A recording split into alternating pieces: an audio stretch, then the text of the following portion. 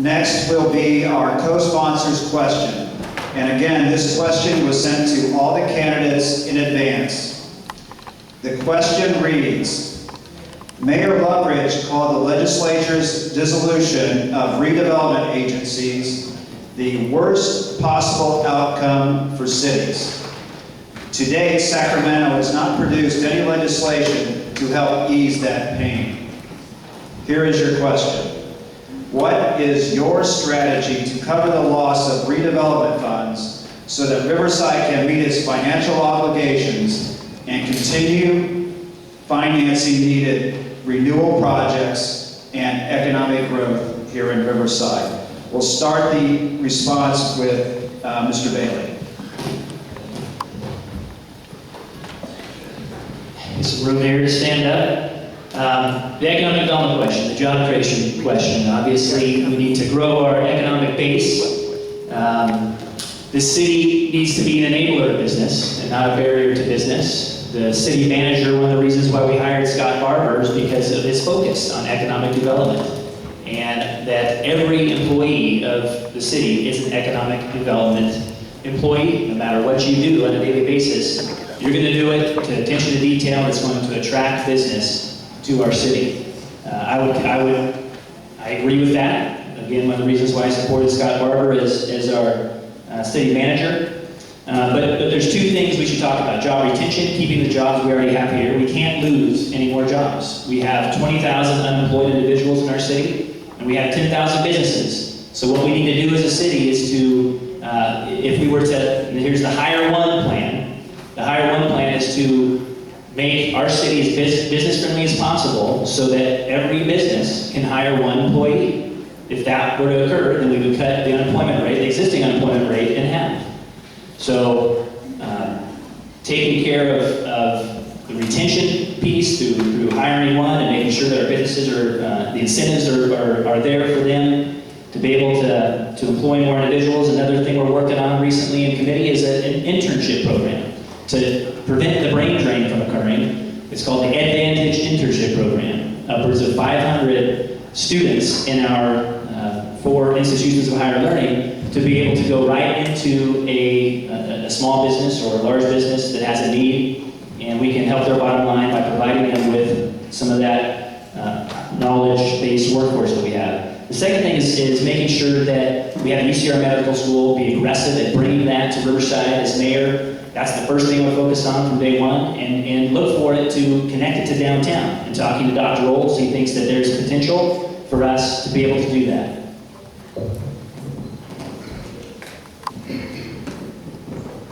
Thank you for that question. And I believe the question really was, how are we going to fill that hole in our budget? We estimate that we probably have a loss of about $3 million to maybe $7 million, possibly as much as $10 million as a result of the loss of redevelopment. Again, we're working to try to figure out what those numbers are going to be. Legislation there's a lot of moving parts in Sacramento, but there is one thing that we do need to do if we're going to work to fill that gap. We're going to ask every department head to look at their budget and see how they can work more efficiently. We've done that in the past. We need to do it again, and we need to know how to do more work with less monies. Our staff is completely capable of doing that. We have good, dedicated individuals in our community. But we also know the importance of service to our community. So filling that gap is not going to be easy. And we don't know really what to expect from Sacramento in the future.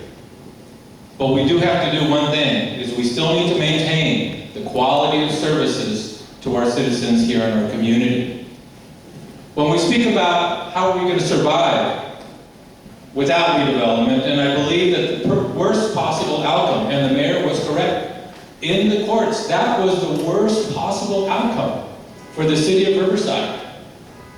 I began about 3 years ago, because you can see this coming.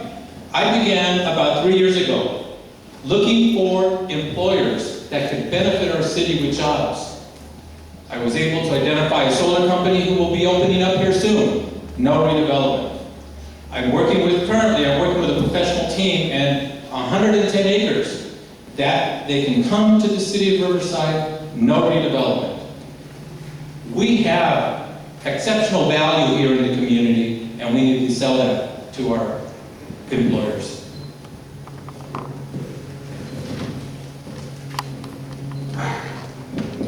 Okay, what Governor Brown did was tell us to stop adding new projects to redevelopment because that's not going to be part of the plan.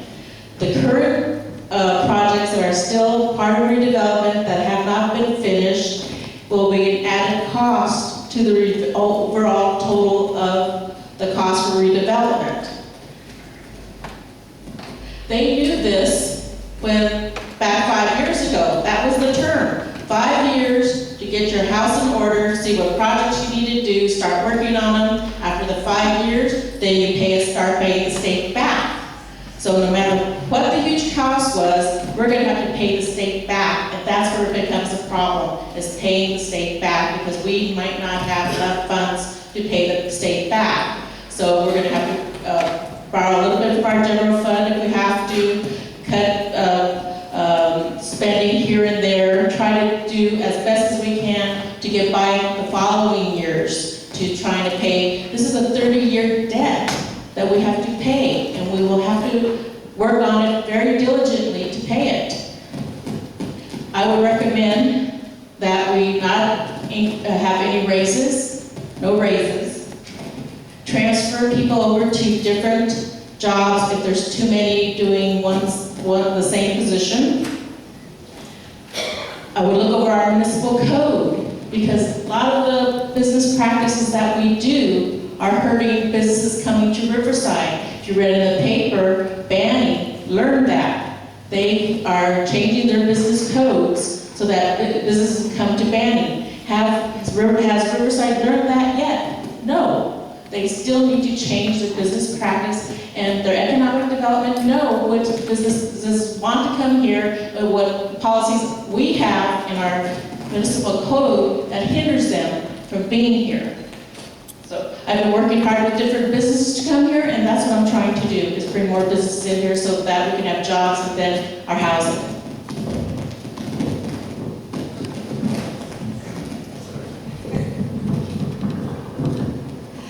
Well, the mayor may think that it was the worst thing. I personally believe that the abolition of redevelopment was the best thing, because it made us stop using our city property taxes as a cash cow.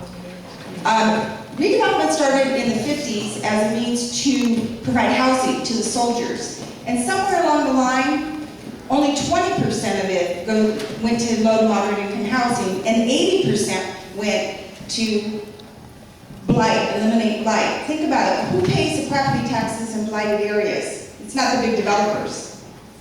So the big myth was how great redevelopment is. What happened in our city, redevelopment put us $1.5 billion in debt.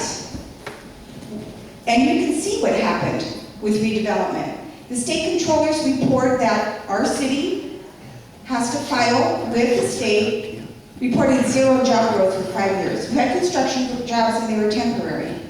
But look around. You see more blight than before we began redevelopment. Look at all the empty buildings. Not only do we see more blight and empty buildings, look at all the small businesses that were displaced or went out of business because we went and took their businesses eminent domain and paid a whole lot of money for those businesses and properties. So in my opinion, redevelopment was just the state saying, stop diverting that property tax into your coffers for redevelopment and big developers, and start putting it back to where it belongs, to police, fire, and the schools, into your general fund. Thank you.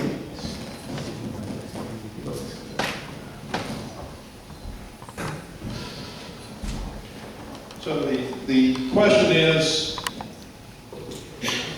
the loss of redevelopment funds, so that how can Riverside meet its financial obligations and continue financing needed renewal projects? That's the question. Now, all the redevelopment projects are paid back from tax increment. And there's still a question, and it's a moving target, whether there's 100, might be over 100 million, or it's down to 60 million.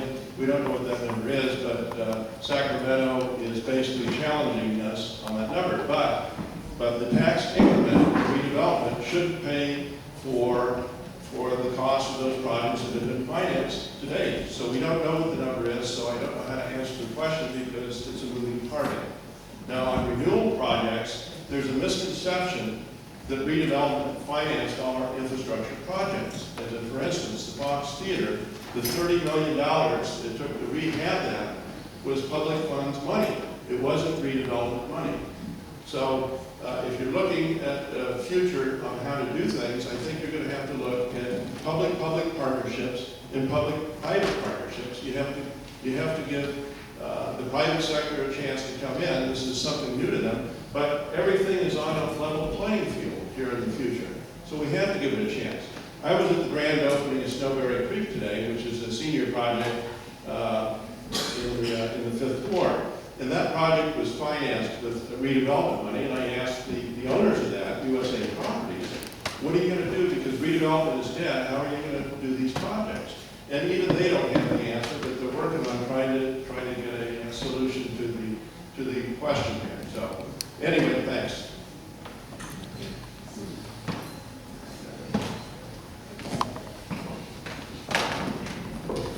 Thank you. There are a couple parts to the answer to this question. The first part is it relates to redevelopment itself. As Mr. Atkinson said, the tax increment pays down the redevelopment lots that were sold. There has been a challenge by the state to some loans between the redevelopment agency and the city. The number is about 69 million. If you add interest on it, it gets up to 150-some million. We believe that those loans are appropriate and that they should and will be honored by the state. We have responded to the preliminary challenge by the Department of Finance. They are adjusting our response, and I expect that we will prevail on the majority of that, if not all of it. We do have probably on the order of a $10 million reduction in revenue over the next fiscal year and possibly in the following fiscal year. Next two will be fairly slim. When you think about it, we have roughly a $200 million general fund budget. $10 million is only 5% of that. That's not a big deficit. It's not easy to deal with, but it's certainly not crippling.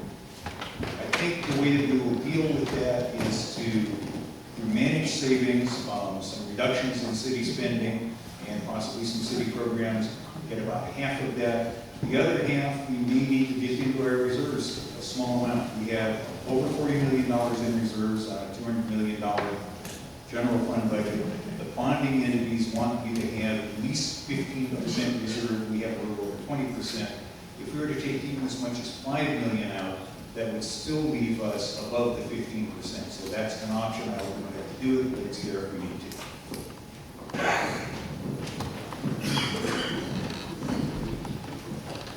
Since I'm not taking any notes up here before you, tonight, ladies and gentlemen, I want to say something before I forget. One of our candidates up here mentioned that they are the only employer of the 7. That's not true, Mr. Atkins. I've been employing people since 1998, bringing to the agency over $25 million in the past 12 years, being able to maintain payroll without charging our customers a dime. In regards to the question, it kind of reminds me of life in the nonprofit world. Since 1995, on a regular basis, it has been my job to weigh our strengths, weaknesses, opportunities, and threats, and develop strategies to solve situations that our city is now faced with today, and that's a loss of a revenue. I agree. The redevelopment had its purpose to eliminate blight and create jobs. Drive around the city, folks. Look at all the empty houses we have, or the empty businesses in our malls and streets, or look at our high unemployment rate. Think about it. Redevelopment has failed in this particular city. I mentioned at the beginning of my statement today that is my background and experience, can I transition that to be your mayor? I believe I can. 3 minutes is not enough to answer this question as to what specifically I would do. But in short, it's continue to seek other sources of revenue as opposed to charging it to our citizens. Thank you.